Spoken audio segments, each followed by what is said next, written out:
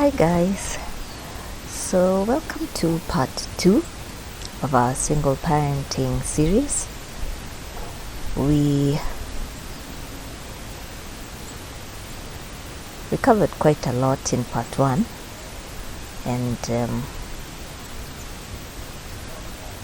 I think this series is going to bring a lot of clarity and freedom to a lot of single parents. I think it's going to help a lot of guys, because as we finished where we stopped in part 1, we were talking about the guilt. It's like when you're doing this thing on your own, you automatically feel like it's your fault, like you're to blame for, denying your child one parent or your children. So I wanted to bring it to our attention that one thing that we should be aware of, there's research that shows teens in single parent households have a larger risk of depression and lower self-esteem. This is research, something I noticed when I read up on this topic. They tend to, you see, by the time you're in your teens, you understand a lot of what happened. Many of them still blame themselves despite trying to be convinced by parents.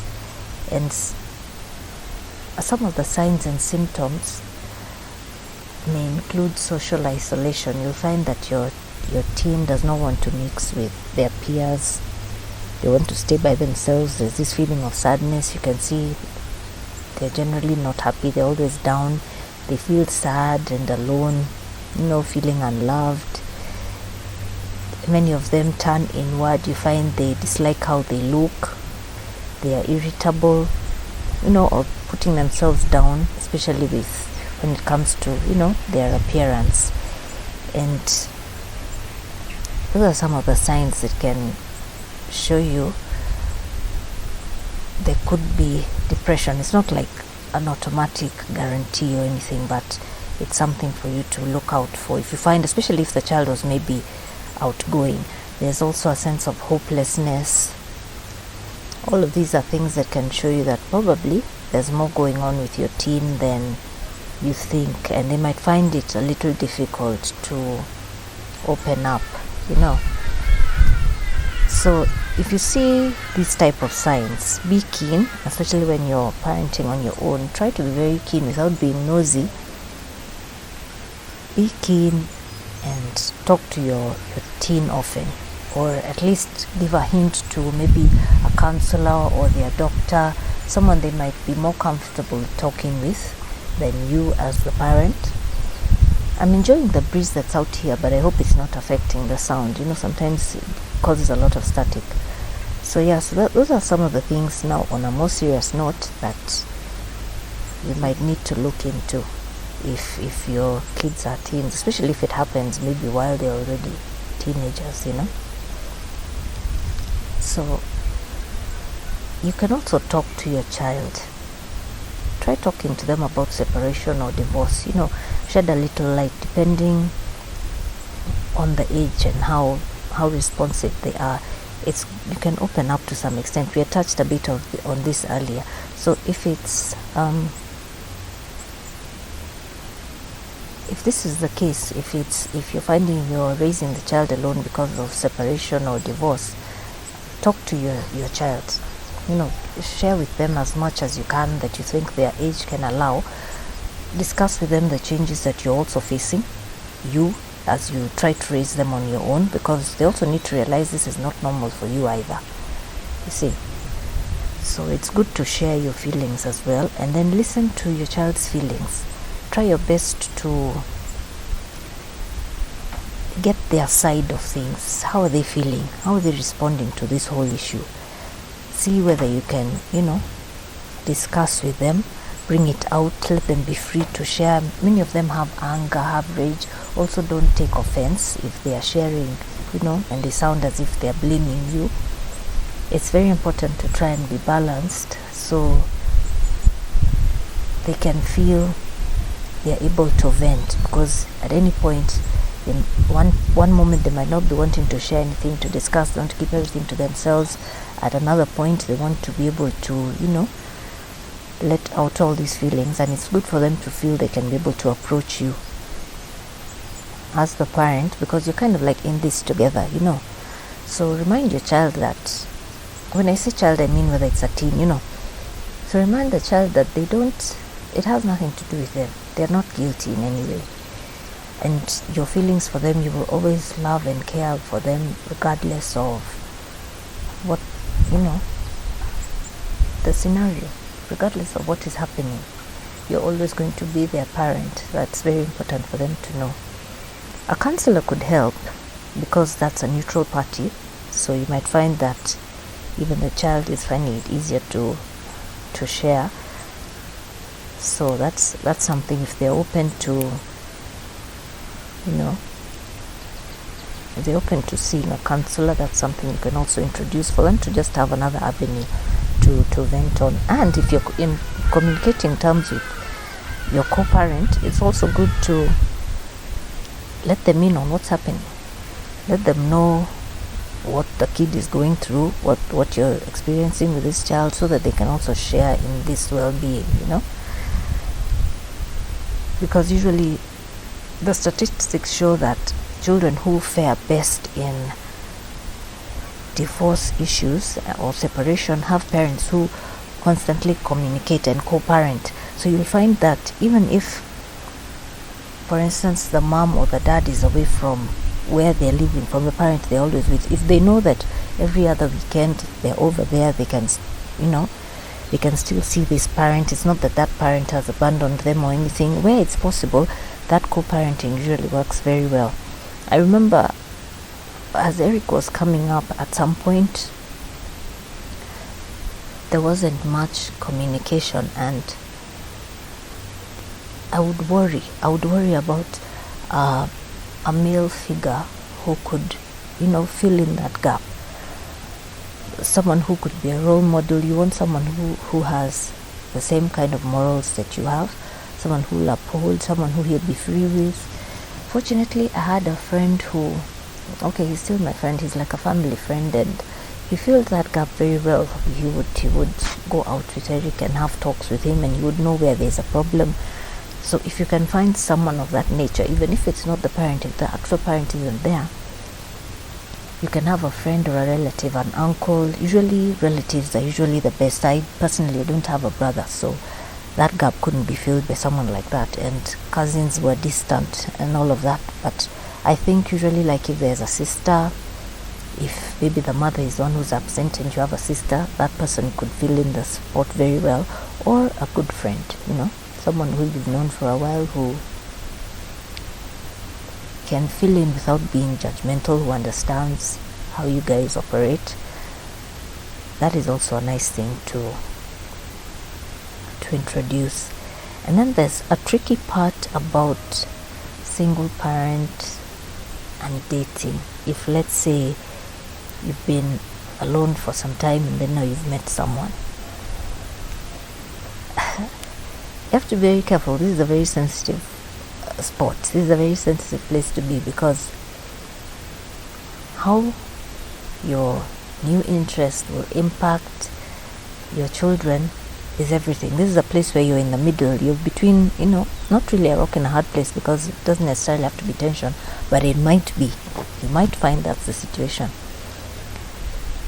You must find the kind of person who will treat both you and your child with respect, and not only during the trying to win them over stage. You have to be very, very careful. This is not a thing you just approach like you would when you're on your own, when you're single, because it's very important how they relate with your children. It's actually way better to consider, it's good to consider waiting until you've established a relationship and you're sure of where you're heading, as sure as you can possibly be, before introducing this person to your children. Yeah. So when you are ready, you will definitely have to have time with the child, explain to this child on their own. Give them a few good positive qualities about this person, why you think they would fit into your lives, how they're not going to replace the other parent, but they'll just fit in and help where they can. Of course, the other person has to be willing to do the work to bond and bridge this gap as well, right? And don't expect them to become close immediately. It might take months, years, depending on on just circumstances, because the guy could be very nice, or the woman, and then your child is just not ready, doesn't want anything to. There's usually a lot of tension, so don't be in a rush to force friendship on them, either way, on either side.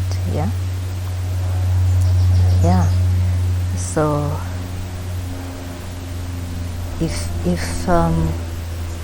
your child's other parent is not active in their life, you might go through what I was just describing to you. I had to deal with in Eric's case, and you will need to be very careful about the role model you get to fill in that gap.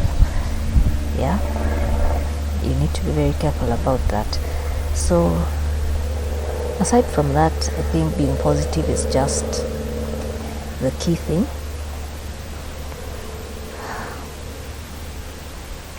It's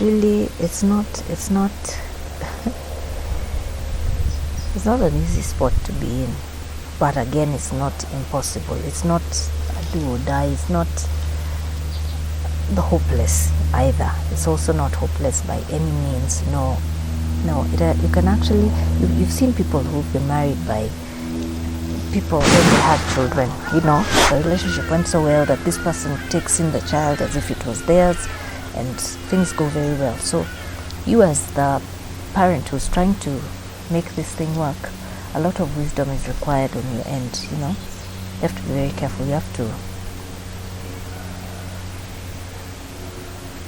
have to seek out as many positive relationships as you can, so that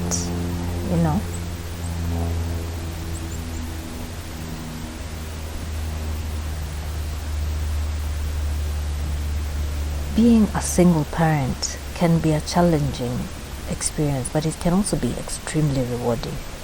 There's certain freedoms that you have which you wouldn't otherwise have, and you can work them to your advantage, by showing your child love and respect, talking honestly and staying very positive about the whole thing.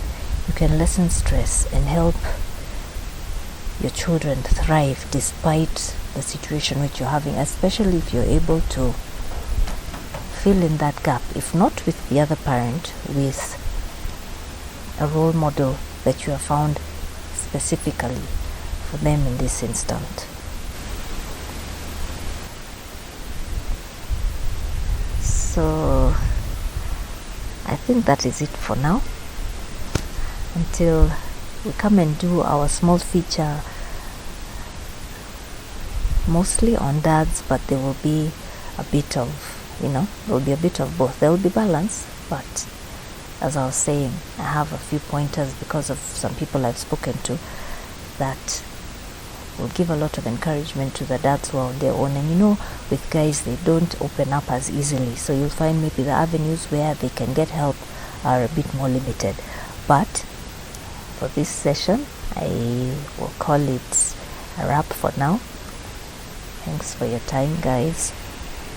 Let's see how we can make this some kind of a movement where we help, a lot of guys, especially the very young single parents, mostly moms. They lack a lot of forums where they can be open and get help, get compassion. There's a lot of criticism out here, as you guys know. So it would be nice if we can open our space where they can be able to come and share. And you never know, guys can form themselves groups and even eventually meet and get someone out of a very stuck spot, or find you being able to watch each other's kids, small things which I know used to give me a lot of stress when I was coming up. Back then I didn't have access to YouTube. I was working and running all over the place. There just weren't enough hours in the day. So for someone going through something similar, now everything is digital, so they would be accessible to online stuff, and out of such forums, you'll find even a person who is free and maybe looking for an income can end up having a daycare and helping a whole lot of other people. So share, drop your ideas here, bring suggestions on things you want us to discuss. We will have a section where we'll be often, at least every month, we'll be doing something that can, boost and encourage single parents. I think it's a very worthwhile cause, and it's something that here on the channel, as part of, as much as it's a motivational channel, we can find a way that allows us to give those guys some space. I should say us guys. I'm still one of them, even if mine is all grown up now, but it is a group that I think can use some support. So thank you guys. Feel free to subscribe if you like what you're seeing here. Give it a thumbs up if you enjoyed it, and put your comments in the comment box below. Let's have a discussion and see how we can go even further with this movement. Let's turn it into something that can help many guys. So till next time, remember to sanitize. Bye.